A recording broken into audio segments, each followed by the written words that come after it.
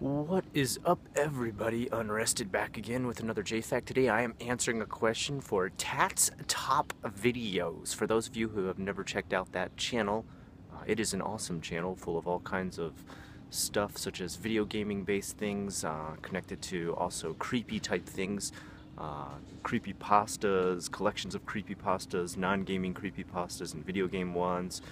Some of the creepiest places found in video games, along with other stuff that's not based in being creepy, like mythological creatures, cryptozoology, some of Tat's top favorite places within video games that, or even stuff that he's designed himself, which is incredibly good stuff. You should really check out Tat's Top World Creations, or maybe that's not the correct name of the video. It's something like that, where he's created his own worlds, and it's pretty breathtaking to see some of the worlds he's created. I highly recommend you check out that channel. In the future, hopefully, we will be making a list of Japanese creepypastas, the top Japanese creepypastas.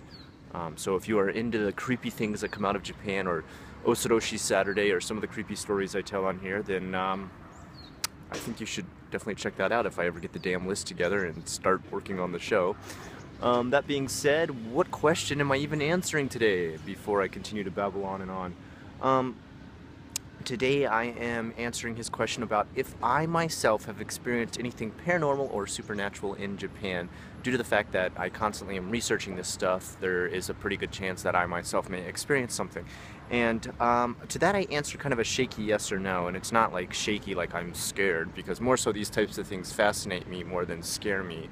I think I'm almost in love with the creepy aspects, and enjoy the very, I guess, dreamy, surrealistic mix between reality and the surreal. That's what I enjoy about the creepiness of some of these stories that I read and stuff. That being said, also the other reason why it's not a complete yes, it's kind of a shaky yes and no, is because some of these things didn't actually happen to me. They happened to my wife, who, when it comes to my wife, if she tells me something supernatural or, I guess, paranormal happened to her, I tend to believe her pretty wholly because, number one, if you don't already know, my wife is completely based in science. She is a dentist. She has her PhD. That's right. Yes, dentists are doctors. In case you didn't know, yes, you are like a doctor of the mouth, pretty much. She went through medical school. She dissected a human body. I always feel like that's like something you should put on a resume, right? I've dissected an entire human body to get through school. Anyway, what I'm trying to get to the point is that everything that she does in her life and her practice and everything is completely based in science. She is a science-based woman. She's not one of these like crazy, psychic people who's like, throwing bones or tea leaves to read the future, to treat different parts of her life.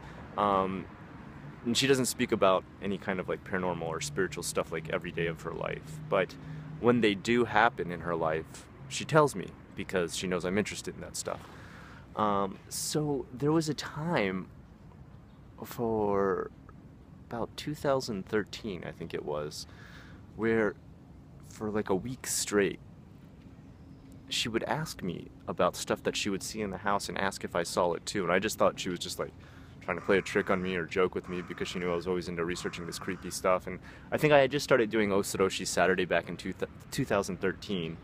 The show had just taken off, so I thought, well, maybe she's messing with me, like saying like, "Oh, Scott, do you see this creepy stuff in the house? I just saw this ghost float by." Ooh. And so at first I was kind of like, what, is she just like messing with me? And she'd be like, "No, I'm serious." So some of the stuff that she would mention to me is like, one time she found a really super long strand of hair right outside of the hallway leading up to our house. And that wasn't any big deal because anybody in the hallway can drop that big piece of hair. But then she found another one inside of our house, walking into the entrance, and then another one again. And it was weird because we don't really have long hair, either of us. Even my hair at its longest was like down to the shoulders. Her hair at the longest is like a little bit past the shoulders. All of her family has pretty short hair because most of them are her brothers. Her mother has very short hair because old ladies tend to keep their hair shorter in Japan. I guess it's an Obachan thing. And even her sisters too, if I think about it now, yeah, they don't have anything longer than shoulder length hair. none of our friends really have long hair, because most of the time, if you do have long hair, um, you can't even keep it super long for when you work your job, because it would be very difficult to do a lot of these medical jobs that she does and have long hair. Because think about it, you're leaning over a patient, you've got like super long hair and you're like draping it up in their face. Yeah, you could wear a ponytail, but for the most part, girls tend to cut their hair in her job. That might just be a Japanese thing. I don't know if that's practiced in dentist places all over the world, but the dental hygienists in her job tend to cut their hair short for that reason, so that it's not like overflowing into a patient's face and getting into their mouth, which would be kind of a comical situation. So she's like, whose long hair could this be? And then on top of it, it was like light brown too. So it was some strange, weird hair that she was finding. And then she said she would also see these same strands like on the street and stuff when she was walking around. And when she'd bend down to get close to pick them up, they wouldn't actually be there, like wouldn't actually be something that she could pick up.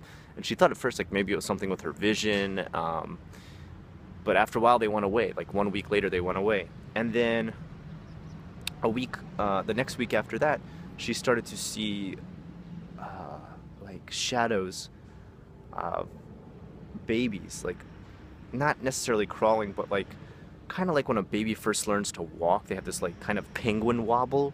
And she would see this in our hallway, because our hallway's kind of strange. It's got kind of that like bubble window on the door to it. So if anybody is behind there, all you see is a blurry image of them. You don't see them clearly. And if you have all the lights turned off, you kind of see a shadow of them instead, like a silhouette. And she kept seeing these over and over again. She would ask me like, where's my kids are Maki and Kenny? And she'd be like, where's Maki, where's Kenny? I'd be like, oh, they're in bed right now. I don't know what you're talking about. She'd be like, I swear I just saw something. And you know, she'd go and check it out, of course, and it wouldn't be anything. Or she said she'd like hear a baby talk for a second, like just kind of baby babble, not like anything like, I am a baby. Like, you know, babies don't really form very clear sentences or even words for that matter. So she'd hear stuff like that, kind of like baby goo goo gaga. And so she was getting a little bit creeped out, and she was like, you know what, I'm gonna go visit this one temple I know called Nishiyama Temple. And she would always tell me that this temple, Nishiyama Temple, was a great place to kind of like clean yourself of any spirits or ghosts haunting you. And I was kind of like, oh, whatever, okay. And she went there and she did the whole like cleansing type thing where you like go ahead and get one of these little votive sheets. You've probably seen it before in many videos where they get a votive sheet, and it has either usually something good or something bad on it. If it's a good prayer for you, you keep the votive sheet. If it's something bad, like it's like this blah blah blah is haunting you, or there is some sort of chaos in your life, you take it and you tie it to this like rope fence, and you'll see tons of these papers tied there. And if you tie it, that's actually removing kind of the curse from you. You're leaving it there. You donate a little bit of money to get these, and that's kind of like a way for, if you're donating, they're kind of doing a blessing for you without a priest constantly having to like make sure they check every person to give them a blessing. They get it done through these votive papers. So that being said, she did that, and then afterwards we went to go eat at this one sushi place. Now the sushi place that we eat at is pretty common that we go there all the time. It's really close to our house, and there's a guy there, his main thing is just being like a sushi guy. Like if you've ever seen Jiro Dreams of Sushi, he kind of looks like that guy. He's an old dude who's been doing it for ages. His son is apprenticing under him to be a sushi chef. He makes great stuff. This stuff tastes awesome, super fresh, super well cut. But on the side, for some reason, everyone in town talks about how he has some sort of like spiritual or psychic power. Like he can like talk to the spirit world, or has like some sort of connection to the spirit world. And he doesn't go around gloating about this. He's not like, talk to me and I will get my crystal ball out and tell your future. Like people just come to him and are like, hey, so you know, I just got a question about like, I've had this problem recently. Like, what do you think? And apparently he gives some sort of spiritual advice. Like, and apparently his stuff always comes out right. So we got there and he's like, hey, did you go to Nishiyama Temple recently? And we didn't say anything. Like we literally walked in the door and he's like, hey, you've been to Nishiyama Temple recently? And she's like, yeah, how did you know? And he's like, I had a feeling like some sort of spiritual thing was following you around and you got rid of it recently by going to Nishiyama. And I was just like, damn, what? Like, so I don't really believe in psychics. I don't believe in like people with some wild connection to the spiritual world, but I don't know. I believe some people have some sort of intuition that doesn't exist in all of us. That it's only to a unique sort of person. And this same guy, there was another story connected to him for a while. I was having like these nightmares while I researched a lot of Osoroshi Saturday stuff, and I just all put it up to the point that like you look at enough horror pictures and read enough scary stories, and that starts to seep into different parts of your life. As my one movie, Smudge Mouth, the logo, or not logo, I should say, motto for it is, if you read enough horror stories, your life becomes one. And I guess that's kind of what I felt like had happened. Like I had read so many and been researching so much. Because this was the first year I had started Osoroshi Saturday, and I was like never happy with what I was finding. I'd always try to research more and more and more. So this meant I'd read like tons of stories every night that were like horror stories, creepypastas, urban legends, like supposedly haunted videos, ghost videos, cursed videos. And I started to have these nightmares. Like I remember one was like, I'm looking through a camera and I'm recording myself. Even though it's me looking through the camera, I'm recording myself. And when I look at myself through the camera, when I look away from the camera, my face looks totally normal. But when I look through the camera lens, my head is chopped off from my neck. But it's weird because even though my head's chopped off, it's not like laying on the ground or something. It's like floating above it. Like I can see like just a missing chunk of my neck right here and the rest of my head floating above it. And there's like this red bloody X floating in between my chopped off neck. And then my eyes were blurred out. And I always thought that was a pretty creepy dream. I had another one where we were living in a house and we had just moved into this new house. I don't know, for some reason I get a lot of dreams where we move into a new house. I don't know why that is. And it was an old Victorian style house, which is very strange for Japan because there's not really a lot of Victorian architecture lying around Japan, unless it's faux Victorian. And this house was Victorian. We moved in and the one door had this like really creepy face carved into the wood. And I remember once we moved in, we couldn't get back out of the house, and that like this door was always tormenting us, like yelling stuff at us, and we would try to go towards it to open it to get out. Like the hallway would elongate and get farther and farther away, like in The Shining or something like that. So that was like another horror. And I had some other dreams too, and I can't remember exactly everything. I'll probably get into that later and save those dreams for Osoroshi Saturday. But I went to the sushi place again one time, and he's like, hey, have you been having nightmares recently? And have you been having stomach problems? And I was like, yeah. Like, it was weird because I'd had the exact thing, like stomach problems mixed with nightmares. And I'm just like, how the hell would this guy know this? Like, he's not like a doctor, so I don't understand how he knows like the stomach problem thing. And that made it even more weird, was that there was like a physical ailment connected to kind of a spiritual aspect of it. And he said, well, my advice for you, kind of like my medicine, is you need to look at pictures of Mount Fuji. Which I was just like, what the hell is this? What are you talking about? And he's like, no, seriously, like Mount Fuji is kind of like a mandala, like a chikara of power, like a center of like spiritual power. So even just looking at pictures of it can like heal sort of spiritual distress in people. Now, let me tell you that we go there and we eat sushi. Like, we don't pay for any kind of like psychic or spiritual advice from this guy. Like, he doesn't like say like, oh, I'm gonna add this onto your check as a spiritual advice connected to your sushi. You pay for sushi. Like, he just does this kind of on the side while he's working there, like while you're ordering your sushi or eating it, and like he'll kind of like tell you this stuff.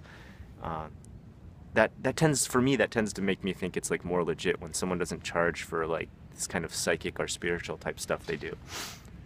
And so that was kind of the situation with him. He said, look at these pictures of Mount Fuji, check them out, and just see how you feel afterwards. And I did it. I looked at it, and the dream stopped. Like, I went home and I googled Mount Fuji, and I just looked at a bunch of pictures. It's like, okay, like, I'm doing it. Because Aya, my wife, was very pushy about it. She was like, all right, look, that guy knows what he's talking about. Just do what he says.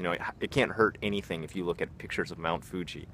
So I did, and the dream stopped. So I don't know. It could be total placebo effect. I don't really put a lot of faith into any kind of spiritual advice because I myself am very turned off by most things religious or spiritual in general. I will say that the Buddhism and Shintoism that is connected to a lot of the spirituality in Japan has a lot more sense to me in the fact that uh, almost all types of that don't try to proselytize their religion. They don't try to push it on other people. They don't try to convince other people that they will go to hell if they don't join it. So it seems more, how should I say, like more sane.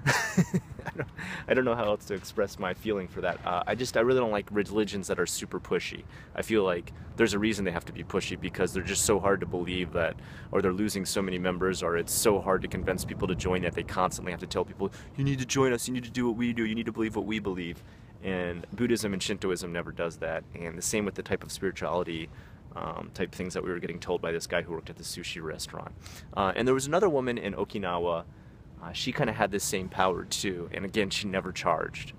She sold antiques at her shop and power stones and stuff like that, but she never charged for her spiritual stuff. And she told my wife some stuff too before that was like crazy, correct, dead on psychic stuff. Like she said, she actually told her that when we were dating that she was going to marry me. She's like, yeah, probably this is the guy you're gonna marry, and you'll probably have 2 boys. And we got married and had 2 boys, which, I mean, either she's a damn good guesser and needs to, you know, head on out to the roulette table, or, you know, she has some sort of intuition that I don't understand.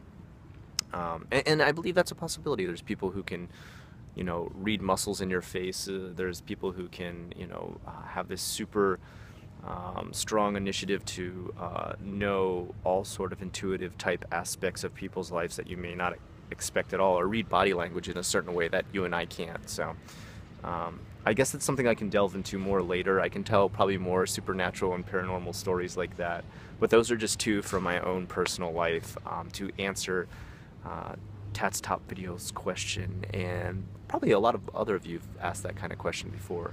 I'll expand more on these possibly in the future in an Osadoshi Saturday, talking about the dreams I had that were kind of scary and stuff, because I think that's more suited for Osadoshi Saturday, but I wanted to touch on the paranormal aspect here.